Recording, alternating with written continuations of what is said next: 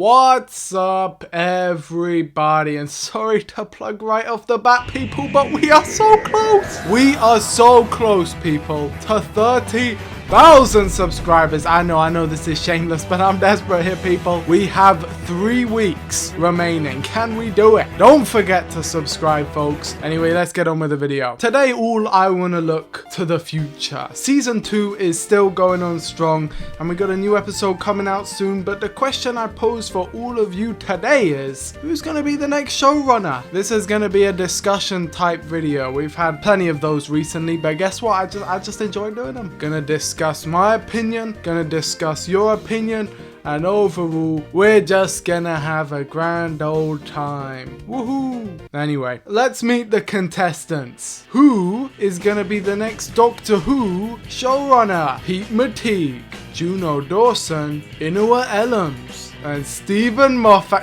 Okay, now let me tell you right there. Get this guy out of here, bruh. I suppose we should talk about him first. I have seen a lot, and I mean a lot, of comments asking, begging, pleading for Stephen Bartholomew the Kid Moffat to return once again to the role of showrunner. Russell T Davies' return to the show has specifically appealed to this type of fan, which makes me kind of sad because in my opinion, I feel like these comments lack a lot of self-awareness. Not only is this not going to happen, I actively don't want it to happen. You guys know me. You guys know I love Stephen Moffat. I love the kid. I love his episodes, his new episodes. But let's get someone new, bruh. I already know all the kid's tricks, all his styles. He has written more Doctor Who than literally anyone ever. Apart from me. Let the kid go on with his life. The students of the game have earned their respite. Look, I love Stephen Moffat too. I love him to write more Doctor Who, but let him do what he wants, okay? Let him fly freely. I do find it funny how people are begging for him to come back, despite these same people likely also hating on him when he was in the role of showrunner. People also hate on Rusty Davies now that he's back, having forgotten that they also did the same last time and forgetting that they also begged for him to come back too. I feel like begging for anyone to come back is kind of pathetic, but you know what? It is what it is. That's a rant for another day. Let's talk about the criteria. The criteria to be Doctor Who showrunner. It's actually quite simple. As the resident expert here, I can speak for everyone. What you need is to be A, a successful producer, B, someone the BBC can trust, and C, someone who's got experience, whether that be on Doctor Who or a spin-off or just with like other shows in general. Before you get given the keys, the BBC needs to know if you're old enough to drive and capable enough to write a trillion rewrites to every story every second of every day. It's easy peasy, folks. So let's go through our contestants and explain which of them is likely to be the next showrunner of Doctor Who. Juno Dawson. She's going to be writing the next episode of Doctor Who, and in my opinion would be a perfectly good choice for the next Doctor Who showrunner.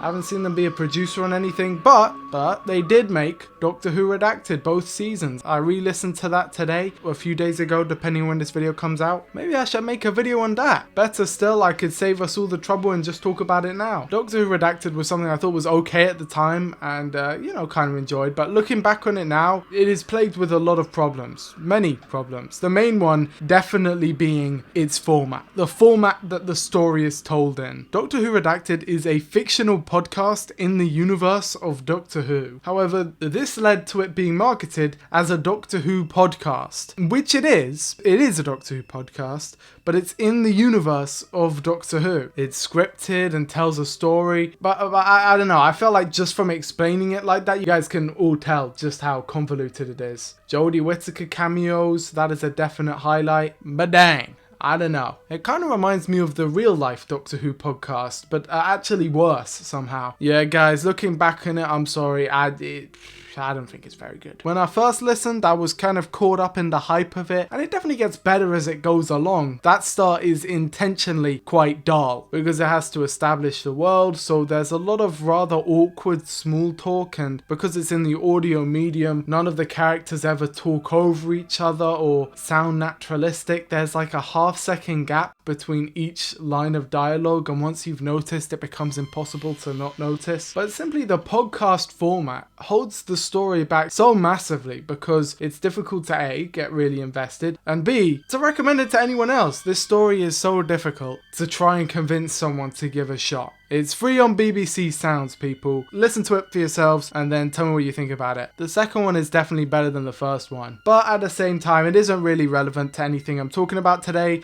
which is why I included it in the video. Great job, DW Fan 921. This guy's a fucking moron. Thank you for wasting everyone's time. But anyway, is Juno Dawson gonna be the next showrunner? I don't know, probably not, simply because there aren't that many producer credits to her name. That said, I do think she's a talented writer, always like her stuff, and I'm forever looking forward to her story later this week that supposedly has a scene in it that will change Doctor Who forever. Russell T Davies said that he was on a call with Juno Dawson and that they were discussing the scene and that they just couldn't believe it. I really wrote that, and etc. Better live up to the hype. I'm just kidding, I'm a good audience. Anyway, moving on to the next selection. Inua Ellams, writer of the story and the engine. And if you ask me, point a gun to my head, you know, who should be the next Doctor Who showrunner out of all these people that we have right here? Personally, this one's my choice. I would love Inua Ellams to be the next showrunner. Watching the story and the engine, it struck me not just the difference in writing, because, you know, that can all change, and obviously Russ Davies' voice is also present in there as well, but what really struck me was the difference in perspective, not just culturally, but also as a playwright. That's what I love, and that's something I feel that Doctor Who lacks, or at least has lacked for a very long time. We're talking about since the 60s here, folks, and it's such a new voice. I love the guy. He just seems so chill, you know what I mean? To be fair, all of the people on this list seem like they're really cool in real life. This video isn't about people in real life, but if you're asking me, get this guy the job, man. He's my #1 pick. But realistically, it just ain't happening, folks. He's not a producer, and I doubt that he'd even want the job. I think back in the day, there were rumors that Jamie Matheson wanted the job at some point in 2014, but that fell through, and then he said he didn't want it anymore. The simple truth is, people, and I've said this so many times, the job is just not in high demand. When I say that, people always look at me funny. They're like, of course it is. If you ask the fans, there'll be a million people who will say yeah. That's not what I'm saying, people. I'm talking about in the industry, in the BBC. In there, the job isn't desired. Not only that, if people do desire it, they've got to be the people who the BBC wants to be doing it as well. They're not just going to hand it to anyone who wants to do it. It's got to be desired by a reputable producer. And even still, it's a big risk. Word to the wise, producers hate risks. So big risks? Hell nah. And there you go, I briefly explained why the role of Doctor Who showrunner is so unappealing. But anyway, swiftly moving on from that whole debacle, final guy, we know him, we love him, I love him. It's Pete Matigue, otherwise known as Pete Matigue.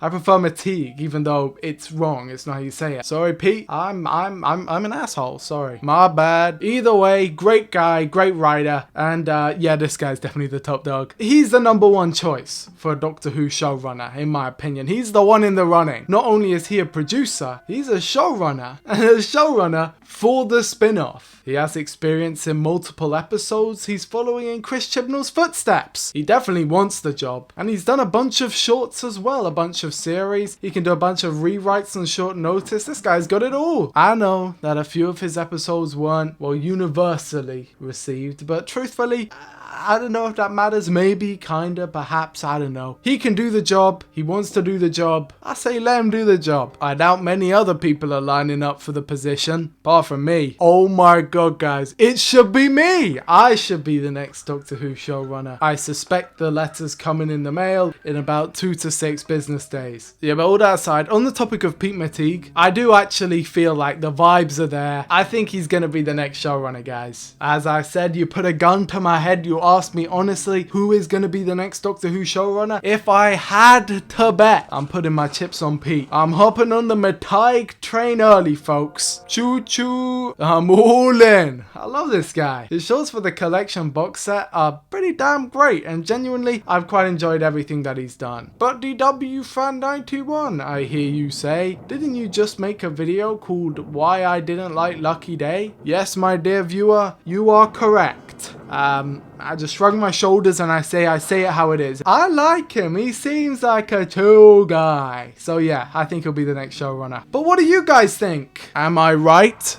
Am I completely wrong? We're at a crossroads here, folks. Doctor Who can go any number of ways. Maybe Pete McTeague will be the Andrew Cartmel of the modern series. So many things could happen. So let me know your guys' thoughts and theories and everything and expectations for the next episode of Doctor Who in the comments below.